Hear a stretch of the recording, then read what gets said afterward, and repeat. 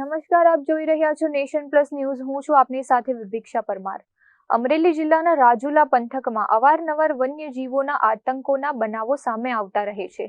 રાજુલાના ધુડિયા આગરિયા ગામે શિકારની શોધમાં એક સાથે 3 સિંહો આવી ચડતા ભારે દહેશતનો માહોલ સર્જાયો છે. રાજુલા તાલુકાનું ધુડિયા આગરિયા ગામ હાલ સિંહોની દહેશત હેઠળ જીવી રહ્યું છે.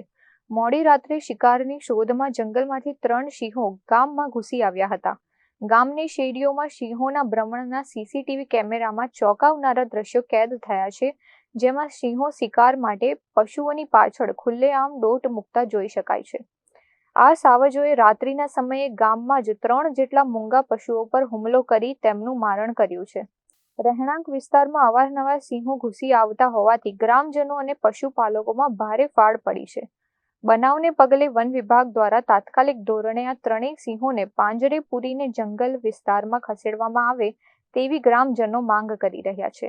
અમરેલી જિલ્લાના રાજુલા તાલુકાના ધુડિયા આગરિયા ગામે 3 દિવસથી સિંહ પરિવાર રહેણાંકીય વિસ્તારમાં તેમજ ગામના મુખ્ય બજારોમાં આટાફેરા તેમજ આખલાની પાછળ શિકાર માટે દોડતા સીસીટીવી ફૂટેજમાં નજરે ચડે છે અને સતત 3 દિવસથી આ સિંહ પરિવારે 3 પશુઓને ફાડી ખાધા છે. તો આ બાબતને વન વિભાગ દ્વારા ગંભીરતા દાખવીને અને વહેલી તકે કાયમી હલ કરે તેવી માંગણી ગ્રામજનો દ્વારા કરવામાં આવી રહી છે. અત્રે ઉલ્લેખનીય છે કે ગામમાં એક સાથે 3 સિંહનો અડ્ડો જામતા ગ્રામજનો રાત્રિના સમયે બહાર નીકળતા પણ ડરી રહ્યા છે. ત્યારે વન વિભાગ કેટલી ઝડપી કામગીરી હાથ ધરે છે તે જોવું રહ્યું.